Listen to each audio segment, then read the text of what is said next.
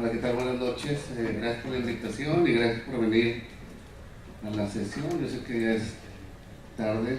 Vamos a tratar de aprovechar esta hora. Bueno, en realidad unos 30, 40 minutos, tratar de hablarles un poquito de estas terapias o cómo manejar un paciente avanzado, ¿no? Y todo lo nuevo que viene o lo que ya hay aquí en México, e irnos guiando por medio de casos clínicos. Voy a hablar de esto. Cabe mencionar que he recibido honorarios como speaker pues, de compañías que fabrican estos productos, ¿no? Medtronic, UCB, Boehringer, Teva, Abbott, como conflictos de interés. Pero bueno, estos 30-40 minutos voy a tratar de enfocarlos en 3 puntos, que es el mensaje que al final me gustaría que se quedara o se lo llevaran a casa. El primero es, ¿cuándo decimos que es una enfermedad de Parkinson avanzada? Hablamos de etapas, pero ¿cuándo es esa Parkinson avanzado? Es lo primero que me gustaría definir y discutir. Después me gustaría hablar de todas las opciones farmacológicas que existen actualmente y las que ya vienen próximamente a México. Y cerrar con todas las terapias quirúrgicas o de infusiones, o últimamente se les llama asistidas por dispositivos en Parkinson. Entonces voy a dividir la plática en estos 3 puntos con casos clínicos. Y siempre me gusta empezar con una frase que me dijo uno de mis profesores.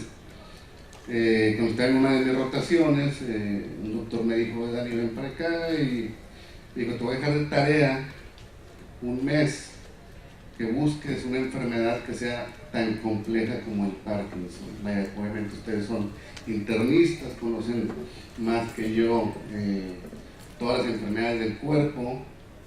Y me dijo: te doy un mes para que encuentres una enfermedad que es más compleja que el Parkinson. Pues a los 30 días regresé y le dije: doctor, la verdad no encontré una. Vaya, si ustedes conocen una, me dicen al final. Esta es una enfermedad muy compleja y además va cambiando con el tiempo. ¿Y por qué decimos esto? Porque es una enfermedad donde el paciente puede desarrollar más de 70 síntomas en todo este proceso de la enfermedad. Obviamente conocemos los típicos motores: bradicinesia, rigidez y temblor, pero estos tienen sus derivados, ¿no? Después tenemos los síntomas asociados a las complicaciones de los medicamentos, que vamos a hablar ahorita de eso. Todas las fluctuaciones motoras y todos los subtipos que hay de fluctuaciones, todas las disinesias, o más bien las disinesias que son inducidas por los fármacos y todos los subtipos. Pero también hay fluctuaciones o síntomas no motores, que es otra rama o una gran variedad de síntomas cognitivos, psiquiátricos, de sueño, disautonómicos, etc. Y después hay síntomas también que ya son resistentes al tratamiento, que no podemos hacer mucho todavía. Como cuáles, pues la marcha, los congelamientos, las caídas, el equilibrio, la disartra, la disfagia, todo lo que llamamos síntomas axiales. Entonces, si ponemos así en conjunto todos los síntomas, un paciente puede desarrollar más de 70 síntomas en todo el proceso de la enfermedad. Por eso decimos que es una enfermedad muy compleja. Teniendo eso en mente, es súper recomendado o importante conocer todas las opciones o herramientas que tenemos como clínicos para manejar el Parkinson.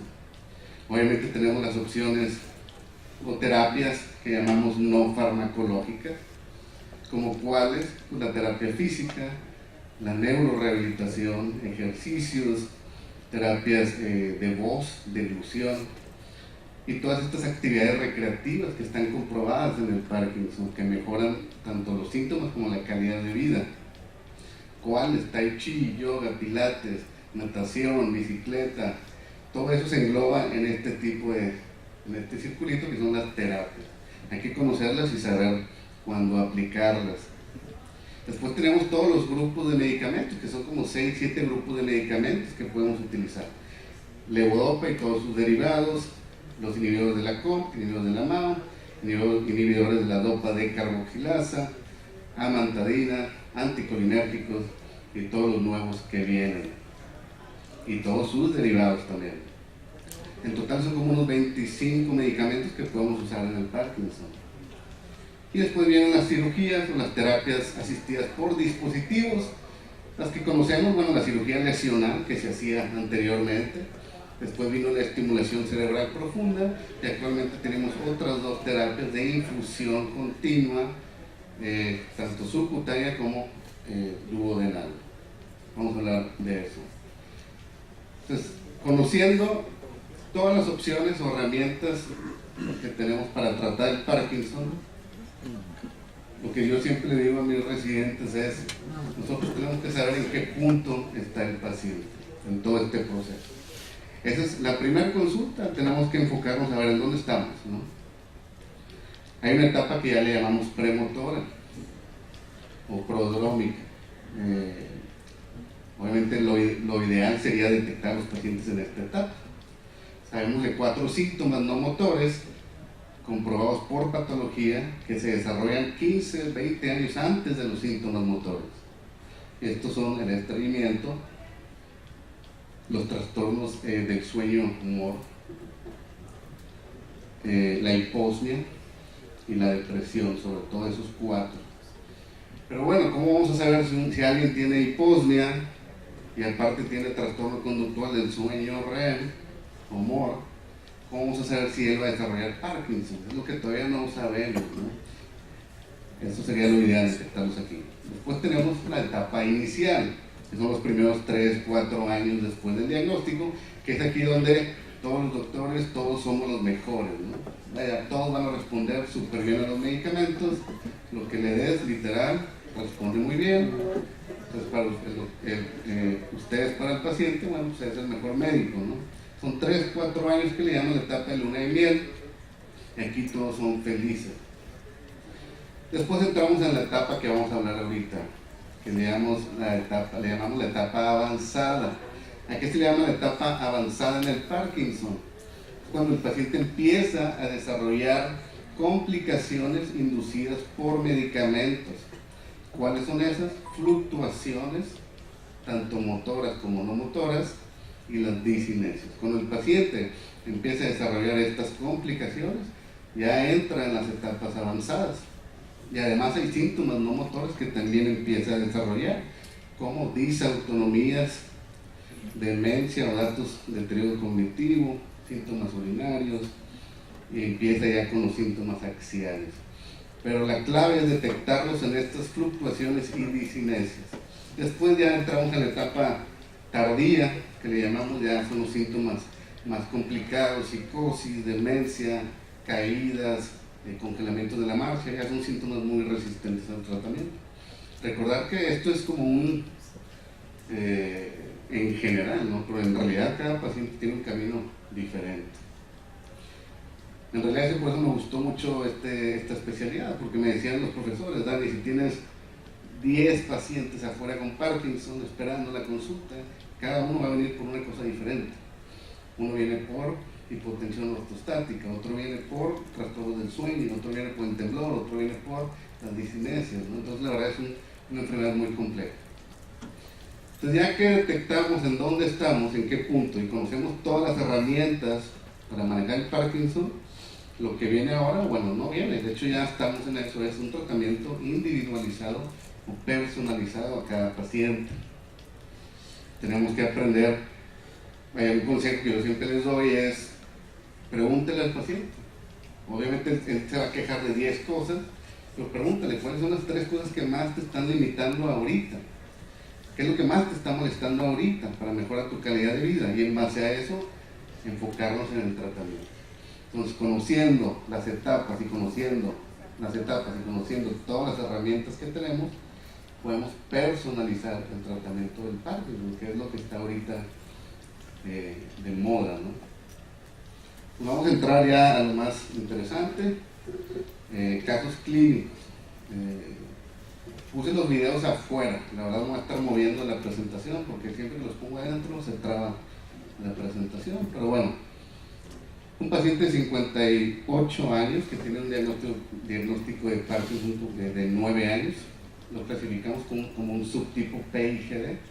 Recordar que los subtipos motores de Parkinson tradicionalmente se clasifican en el que tiembla un poco más, el tremorígeno, o el que tiene más inestabilidad de la marcha o PIGD, ¿no? Este paciente tenía más rigidez, más trastornos del equilibrio de la marcha y está en una etapa juvenil 3. Pues ya tenía tiempo con la enfermedad, entonces el paciente empieza a decir, bueno, el efecto no me dura lo mismo, me está acabando antes el efecto. Si la pastilla me toca a la 1, a las 12 ya empiezo a tener síntomas. Refiere que se la toma y se tarda 45 minutos en arrancar. El paciente por lo general siente cuando entra el medicamento. Entonces el paciente dice, me tardo 45 minutos en arrancar. Niega movimientos involuntarios por el medicamento, que llamamos disinesias. Cuando tiene estos periodos que llamamos en off, que se le acaba el medicamento, el paciente dice, no me puedo mover, tengo problemas para moverme, tengo problemas para caminar. Además dice que me siento triste, pero bueno, no afecta mi calidad de vida. Tiene problemas para recordar palabras, eso es muy común en el Parkinson. No es una demencia de tipo Alzheimer, pero es muy común esta demencia o deterioro cognitivo de palabras, déficit de denominación. Además reporta estreñimiento, como que ve sombras. Hay que recordar que pacientes desarrollan alucinaciones. Las alucinaciones pueden ser menores y mayores, no todas son veo un animal, veo una persona. Hay sombras también.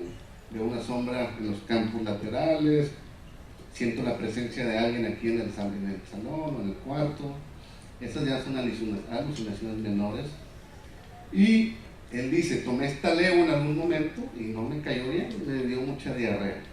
O sea, actualmente está con este régimen, levodopa, carbidopa, 125, 1,5 cada 4 horas, parche de rotiglutina de 6 miligramos, rasagilina y venlafaxina. El paciente llega a la consulta, lo valoramos.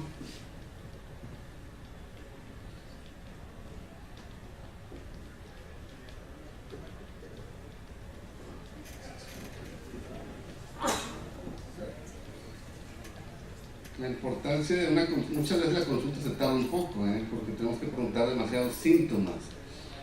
Por eso es a veces un poquito tardada la consulta, pero es la importancia para poder personalizar el tratamiento.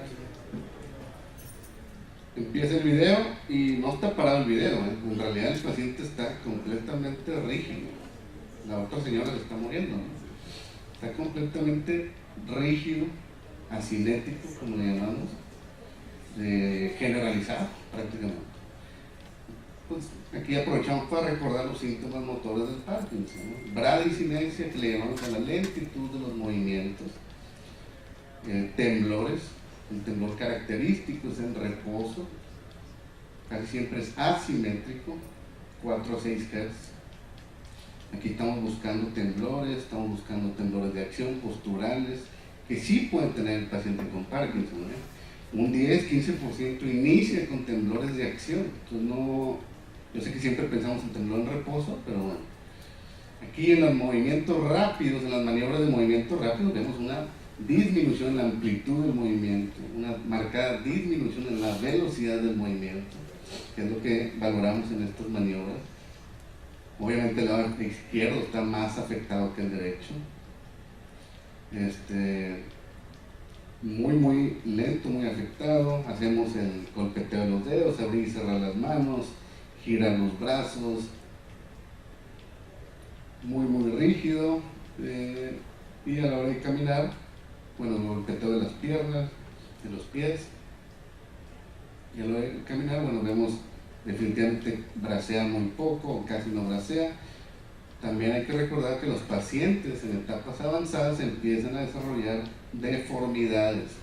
Si vemos el cuello, el paciente presenta una distonía cervical con una laterocolis a la derecha y un poco de anterocolis también.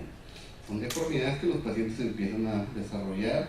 También pueden desarrollar cantocornias o el síndrome de Pisa o la mano estriatal, son deformidades de los pacientes. Volvemos a la presentación, disculpen, me voy a estar así, pero bueno.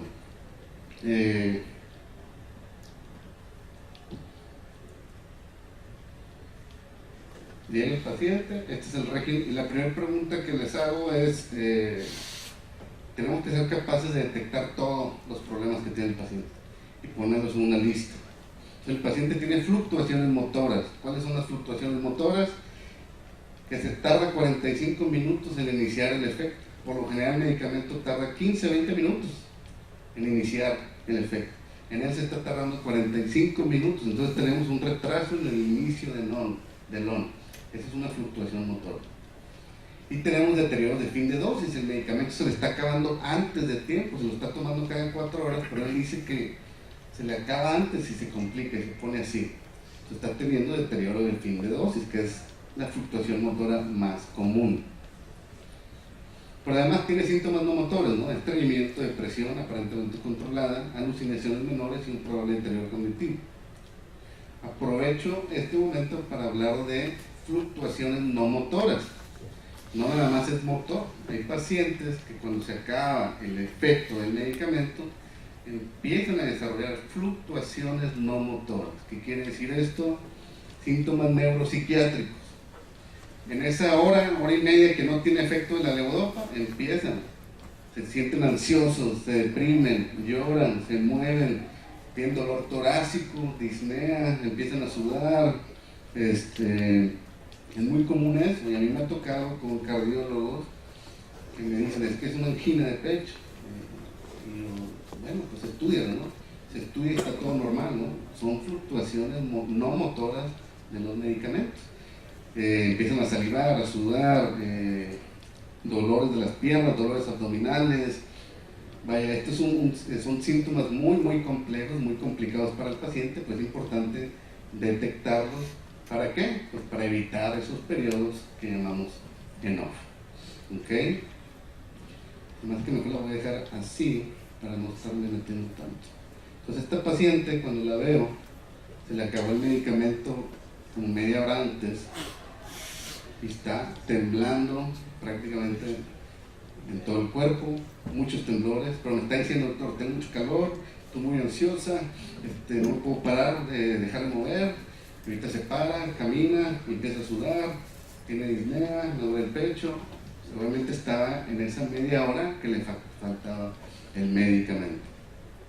Entonces, como mensaje, hay que preguntar cuánto le dura el efecto, se le acaba antes, qué síntomas tiene. Me dice, me tengo que parar, doctor, me tengo que parar. Algunos desarrollan acaticia, algunos desarrollan esta imposibilidad para estar quietos.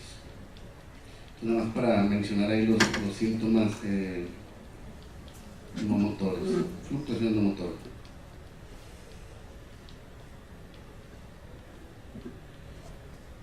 Entonces aquí la pregunta es, teniendo este paciente su consulta, o el primero, no la señora, ¿qué harían? Un paciente de 9 años de enfermedad, PIGD subtipo, tiene fluctuaciones motoras, y este es el régimen de tratamiento. Esta es la primera pregunta, y ¡pum! Esto es todo lo que pueden hacer.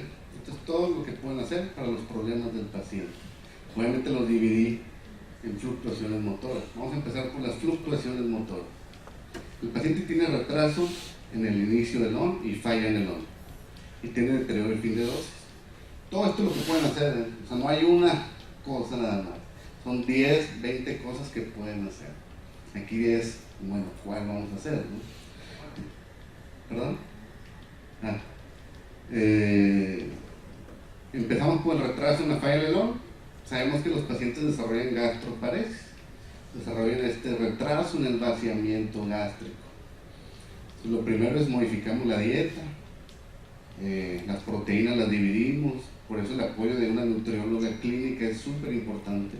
Porque a mí me preguntan y digo, bueno, pues las proteínas y ponlas al final del día, pues no sé más, no sé más que eso. Entonces yo necesito una nutrióloga que sepa de esto. El medicamento compite con las proteínas, ¿no? Entonces hay que saber modificar, que se lo tome 45 minutos antes de las comidas. Y un tip ahí para sus pacientes, que cuando se toma el medicamento con agua mineral o agua gaseosa, actúa más rápido. Es una manera de ayudar a que el medicamento actúe más rápido. Esos son los consejos que yo le doy al paciente de primera. Haz esto, pum. Si eso ya no funciona, ya hay medicamentos para mejorar el ON o hacerlo más rápido. ¿Cuál es mejor? Pues no hay estudios comparativos. Pueden usar domperidona, pueden usar agonistas de la motilina como estos antibióticos, pueden utilizar agonistas de la serotonina, pueden utilizar colinérgicos, además tener cuidado con los efectos adversos, o los nuevos agonistas de la grelina, o incluso algunos estudios han hecho estimulación gástrica ahí en el píloro para estimular. Pero bueno, hay una gran variedad de opciones, todavía no sabemos cuál es la mejor, pero cuando las medidas, estas primeras medidas no ayudan, empezamos a usar estos medicamentos. Nos pasamos al deterioro de fin de dosis, el medicamento se está acabando antes. Entonces, ¿qué tenemos que hacer? Prolongar el efecto de la levodopa. Ese es el objetivo, prolongarlo, que dure un poquito más. Él se la está tomando cada 4 horas, entonces ¿qué podemos hacer?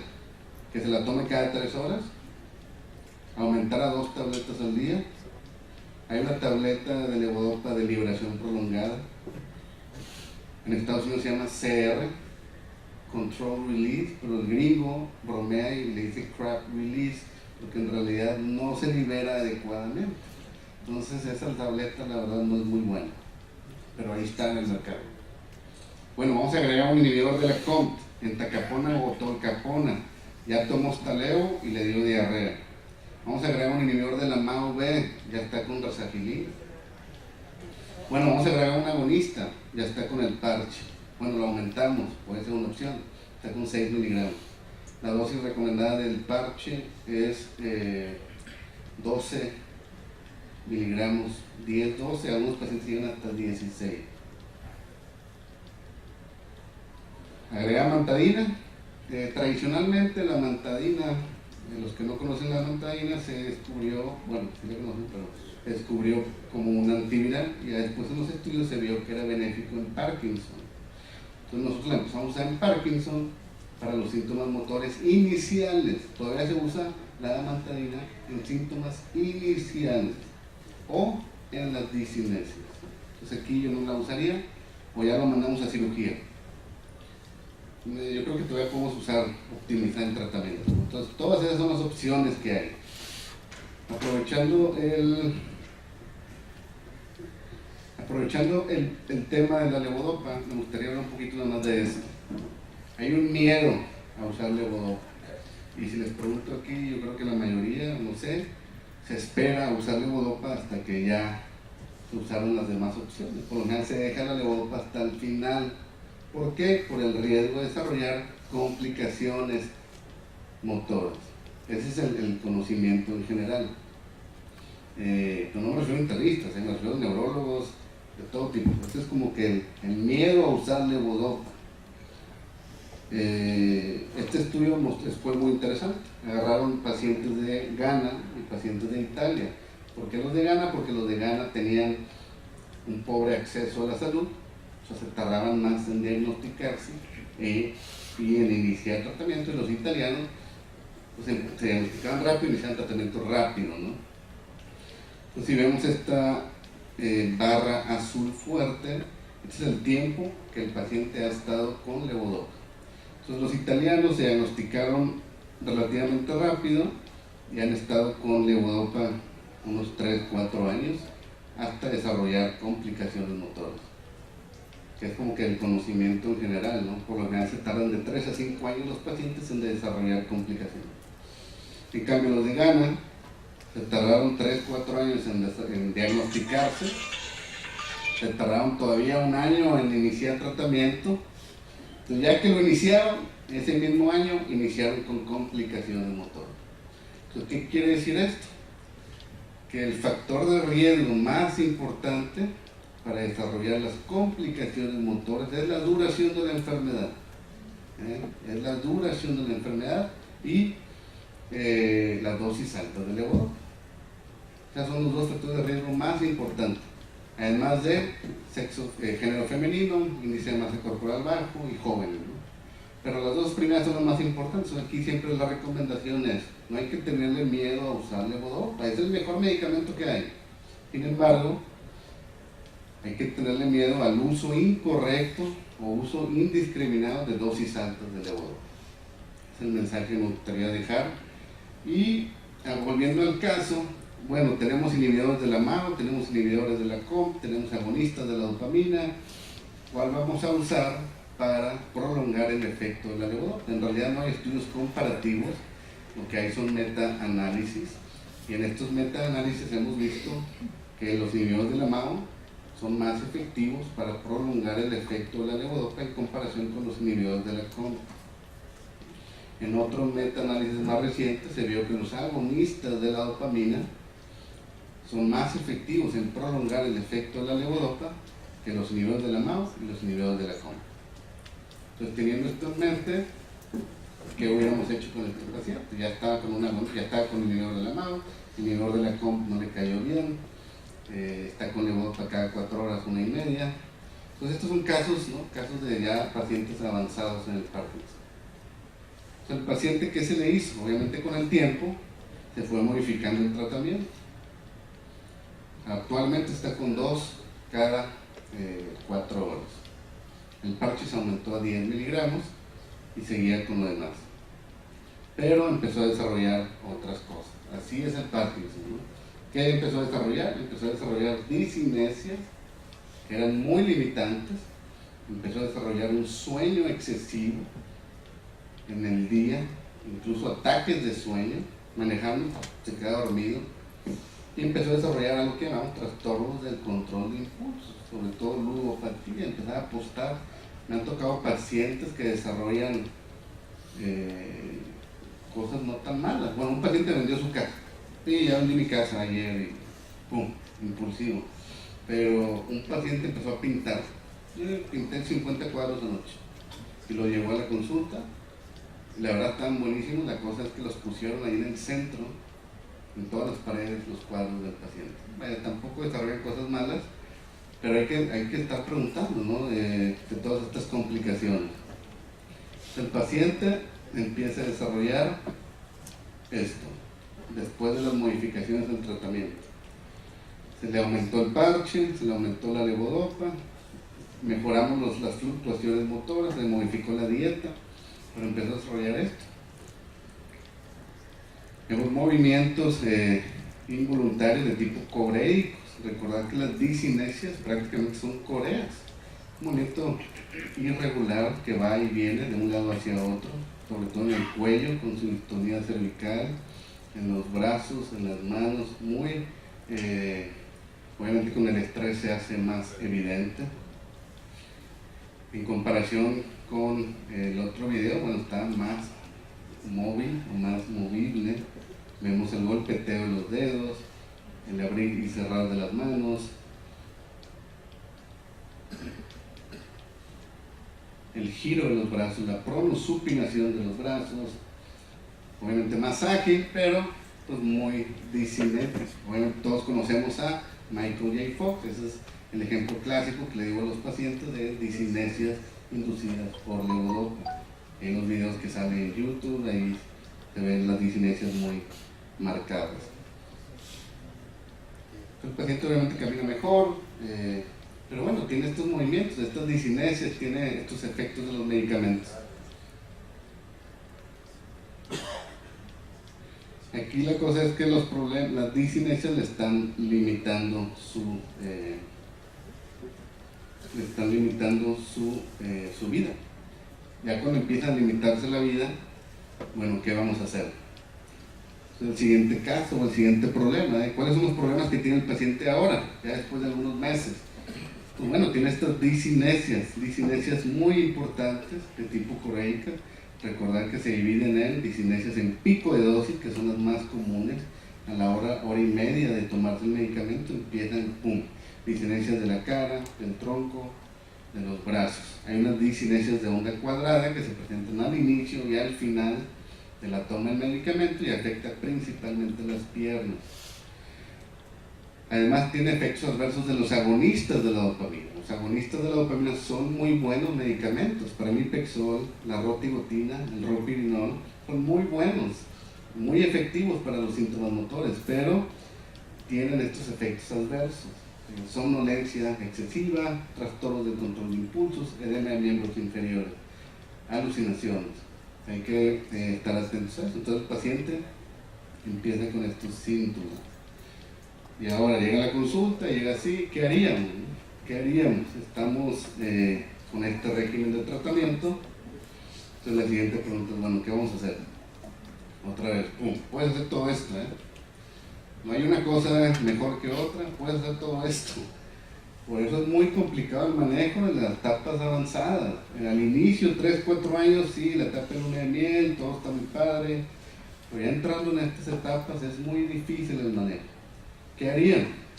Bueno, bájale la levodopa. Espérate, pues si la levodopa es lo mejor que hay. O bájale la dosis. Bueno, vamos a quitarle la COM o el MAO. O vamos a bajar el agonista. No, disinesias agregas amantadina, ¿no? Esa es como que la indicación. O ya mándalo a cirugía mejor.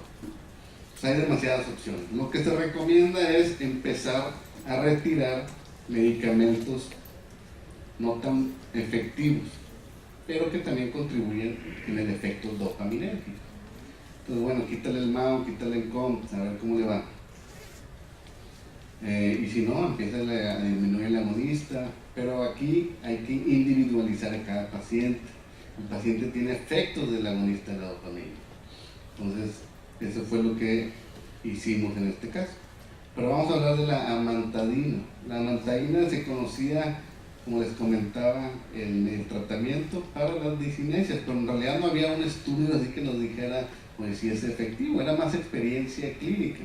Hasta que salió este metaanálisis hace 5 o 6 años, que se vio el efecto de la amantadina, el efecto benéfico para controlar las disinesias, y el último que salió hace poquito, el AMANDISC, donde a un grupo de pacientes le quitaron la amantadina y a las 12 semanas empeoraron las disinesias y dijeron, bueno, entonces sí es efectivo. Entonces, disinesias, si pueden ir retirando los medicamentos que no son tan potentes, esa es la primera opción, y después agregar amantadina. Recordar los efectos adversos de la amantadina: alucinaciones, edema de miembros inferiores y el morado, la piel que se le pone los vasos así morados, lívidos reticulares. En resumen, hablando de las fluctuaciones motores y de las disinesias, estas son recomendaciones. Ustedes donde lean un paper, todas son recomendaciones, al final cada paciente es diferente. Fenómenos de periodo de fin de dosis, pues ya hablamos un poquito. Optimiza la levodopa, optimiza el agonista de la dopamina, agrégale el COMT, agrégale el MAO. Los que tienen retraso en el inicio del ON, ya hablamos un poquito de eso. Hay pacientes que tienen on-off, periodos de off súbitos o no predecibles. Por lo general son predecibles, ya se va a acabar la dosis, ya me va a tocar el off.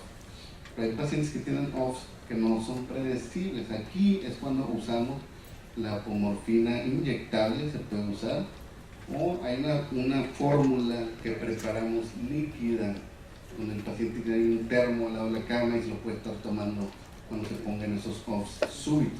Pero aquí es donde usamos la apomorfina, que es inyectable en estos periodos off súbitos. Hay pacientes que en la mañana se despiertan con distonías también. O sea, hay que modificar el esquema. Y las disinesias, como mencionábamos, modificar primero los medicamentos menos potentes antes de agregar la amantadina. Ya cuando todas estas estrategias batallamos para controlar al paciente, tenemos que empezar a pensar en las terapias quirúrgicas o de infusión. Para terminar con este tema de medicamentos, ¿qué es lo que viene? ¿Qué es lo que viene para las complicaciones motoras? Nuevas formulaciones de levodopa. Ya está aprobada esta se llama Ritari en Estados Unidos, salió al mercado hace 2 años, se caracteriza por tener microcápsulas de liberación inmediata de levodopa junto con cápsulas de liberación prolongada. En teoría dura el efecto de 6 a 7 horas, en teoría. Tuve la oportunidad de utilizarla el último año que estuve allá y en realidad aprendimos a que no sabemos, necesitamos saber cómo usarla. La compañía, nunca se me va a olvidar que los dueños de la compañía fueron ahí al centro a platicar con mi jefe para decirle, doctor, díganos que lo regamos, porque salió al mercado como la salvación para el Parkinson, el Ritari, En realidad los pacientes se quejaban del medicamento, no les iba muy bien, todos preferían regresarse a la levodopa que ya tenían. Entonces ya va a salir en México el próximo año, o a lo mejor en 2 años, entonces hay que seguir aprendiendo cómo usarlo. Pero bueno, tenemos otras que vienen, una levodopa efervescente, que nos va a ayudar en estos periodos donde necesitamos que actúe más rápido. Los otros 2 medicamentos que ya están aprobados en Estados Unidos son el inhibidor de la opicapona. Se agrega a la entacapona y tolcapona que ya conocemos. La de tolcapona es mejor, pero tiene mucho efecto hepatotóxico, por eso casi no se usa. Pero bueno, esta opicapona es una buena opción, ya está en Estados Unidos y también ya va a salir en México. Y está un nuevo inhibidor de la MAO-B, la safinamida, además de la selegenina y rasaquilina, ya vamos a tener este también. Está aprobado en Estados Unidos y ya va a salir en México próximamente. Son más herramientas que tenemos para tratar estas complicaciones motoras. Y bueno, nada más para mostrarles qué se está estudiando: nuevas formulaciones de apomorfina inhalada, amantadina, este también ya salió la liberación prolongada, una tableta al día de 50 miligramos, en vez de estar tomando 3 o 2 tabletas al día. Esta también ya está aprobada por la FDA. Antagonistas de los receptores A2A también están en estudio, otros medicamentos glutamatérgicos, serotoninérgicos y otros medicamentos. Bueno, vienen muchos medicamentos que están en estudios, fases 2, fases 3, que próximamente los vamos a ver en el mercado. Todo con el fin de prolongar el efecto de la dopamina o evitar estas complicaciones, y otras terapias no orales, levodopa inhalada, también ya va a salir al mercado. Levodopa en parche también, un parche de levodopa, infusiones subcutáneas. Pero bueno, vamos a pasar a la última parte de la plática, cuando vamos a ver o a pensar en estas terapias que llamamos asistidas por dispositivos. ¿Cuándo vamos a pensar en esas?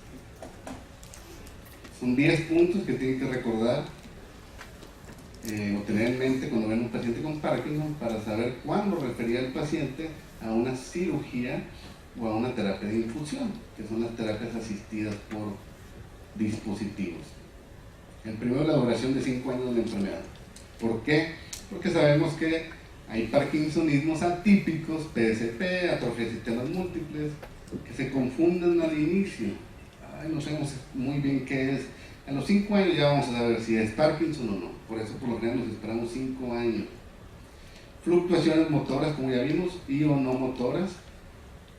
Antes se decía que fueran fluctuaciones de mayor tiempo, pero el año pasado la FDA aprobó estos dispositivos con fluctuaciones más tempranas. No necesariamente nos tenemos que esperar 10 años, ya a los 4 años de fluctuaciones podemos pensar en estos tratamientos. Hay un estudio que se llama Early STEAM, que fue el que hizo o dio el razonamiento para indicar o modificar la indicación de estas terapias más tempranas. Sin embargo, hay un grupo en Vanderbilt que está estudiando estos dispositivos todavía más tempranamente, aún pacientes que aún todavía no desarrollan estas complicaciones motoras.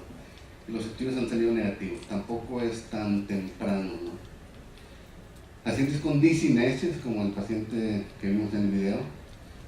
Otra indicación muy común es un temblor refractario al tratamiento. El temblor de Parkinson a veces es muy latoso, no responde a levodopa, no responde a los agonistas, no responde a los anticolinérgicos, no responde a la clozapina y sigue limitando al paciente. Ahí es cuando podemos pensar en este tipo de terapias.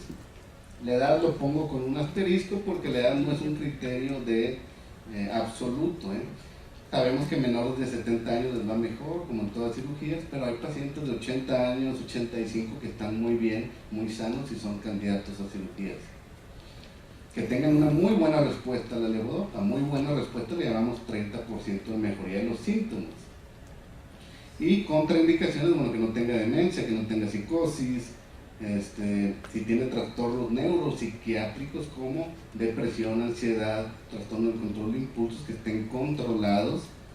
Pacientes que no pueden tomar medicamentos, hay pacientes que de plano no pueden tomar medicamentos o les cae mal, también son candidatos. Y también hay que tomar en cuenta todas las comorbilidades asociadas que pueda tener el paciente: hipertensión, fumador, etc. Entonces aquí es cuando debemos de pensar en estas terapias. Voy a hablar nada más de las dos que existen en México. La otra todavía no existe, todavía no llega a México.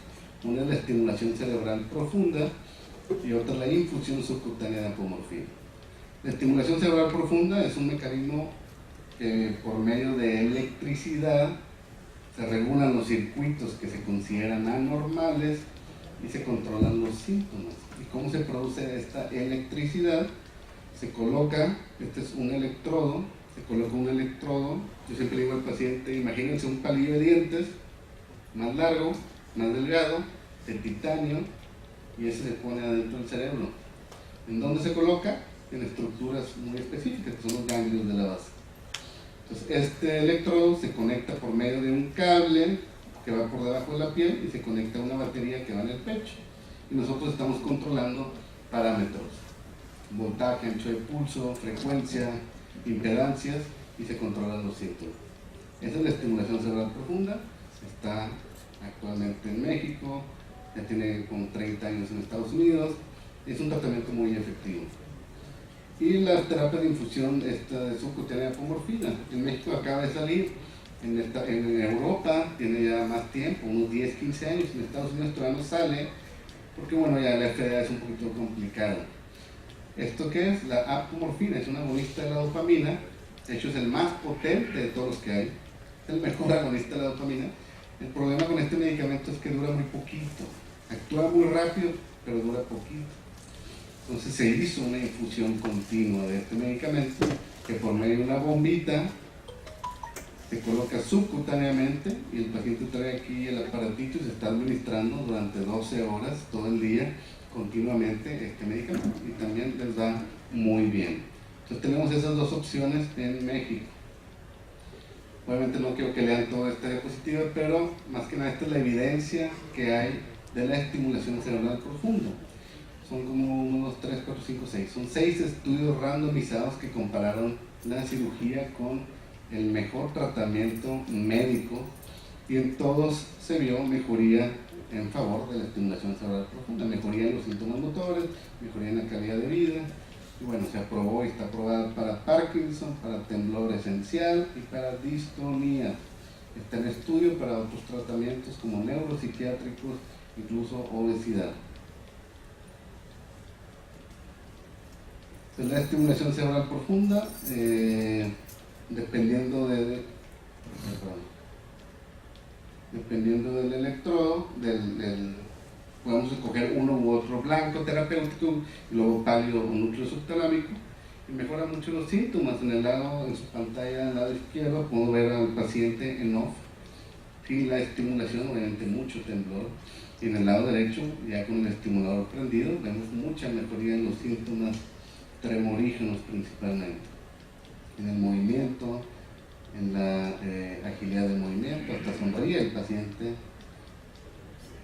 En el lado izquierdo se ve ansioso, la fascia es expresiva, el golpeteo de las piernas. Vaya, la verdad son terapias, este tipo de terapias nuevas, no nuevas, este tipo de terapias avanzadas cambian vidas. Aquí el punto es saber seleccionar al paciente. Hay que saberlo seleccionar, esa es la clave del éxito. Vean la marcha también cómo mejora, o sea, que prácticamente le cambia la vida al paciente.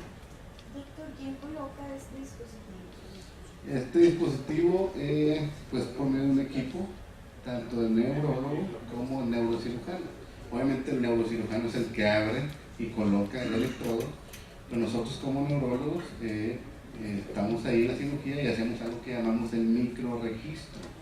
Nosotros le ayudamos al cirujano y para colocar el electrodo por medio de fisiología. Y de apomorfina prácticamente la infusión, los estudios de infusión han sido puros estudios abiertos. Han sido puros estudios abiertos, pero bueno, en todos ha habido mucho beneficio, mejora el tiempo entre un 60 y un 70% en comparación de los otros pacientes.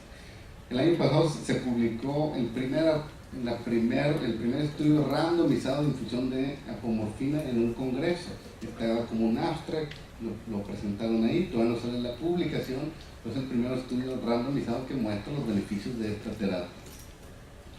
Y como vimos, es una bombita que se coloca. Bueno, este video me lo prestó la doctora Mayela de México, del Instituto de Neurología, y estudiamos a la paciente, pues también muy tremorígena, ya prácticamente en silla de ruedas, muy lenta, ya enfermedades muy avanzadas, ¿no? Muy limitada por los temblores, por su etapa.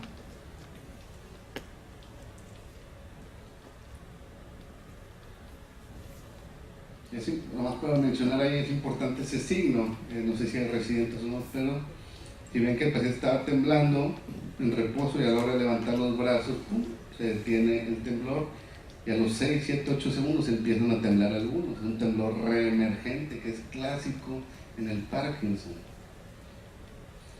Vemos estos movimientos oronamandibulares también, probablemente discinesias. Esta paciente no era candidata a otras terapias, se puso la infusión de apomorfina allá con la doctora Mayela y bueno, mejoraban mucho sus síntomas, ¿no? Mejoraban los temblores, mejoraban estas fluctuaciones y o discinesias de la cara.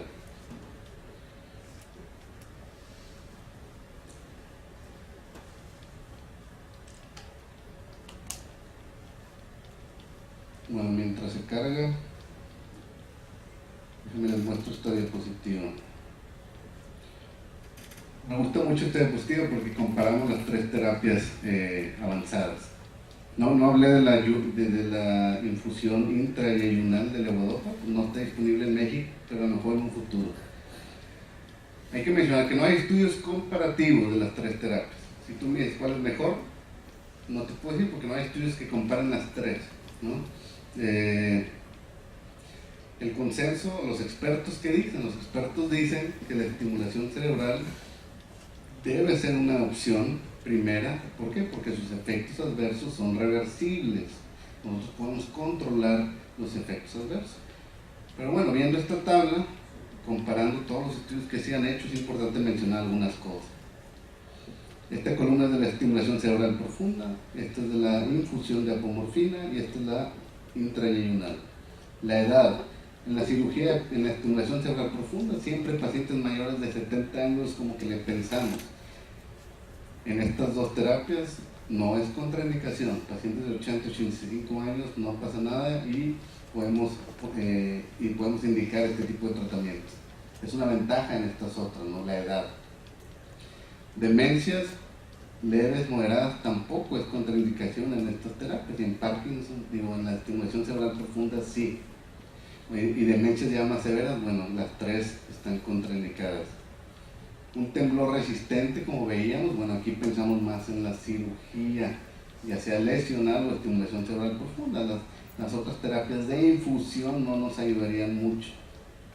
Pacientes con psicosis, que es una contraindicación de la estimulación, también, bueno, contraindicación relativa, podemos o no usarla, al menos que el paciente esté en tratamiento controlado. Depresión también le pensamos mucho en la cirugía, pero en estas terapias de infusión la depresión no es una contraindicación. Entonces, por eso es al final individualizar al paciente. Lo que se recomienda es, por medio de una evaluación multidisciplinaria, que incluya al psiquiatra, al psicólogo, al neurólogo, al neurocirujano, incluso yo incluyo a un geriatra, a una rehabilitadora. ¿Por qué? Porque pues ellos buscan las otras cosas que yo no veo, ¿no? Y al final nos sentamos y discutimos cuál es la mejor terapia para cada paciente. Trastornos de descontrol de impulsos. Se piensa, la infusión de apomorfina tenemos que tener cierto cuidado porque al final es un agonista de la dopamina.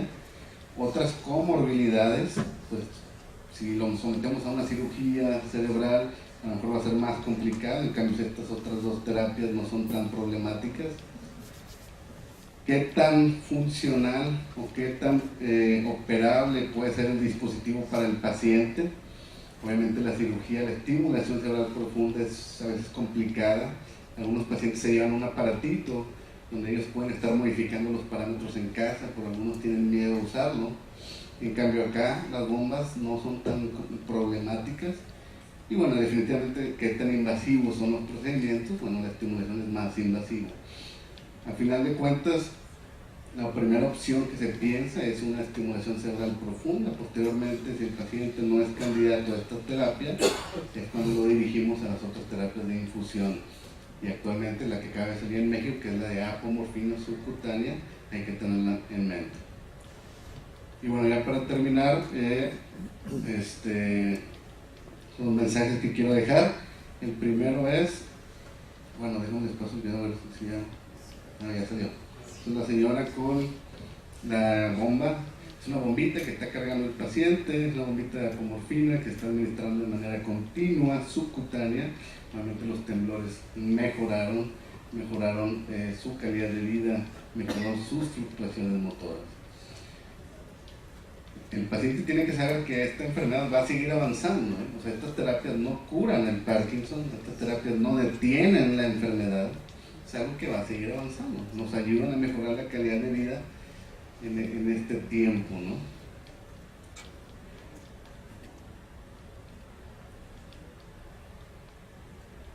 Menor rigidez, menor bradicinesia, menores temblores, menores fluctuaciones motoras.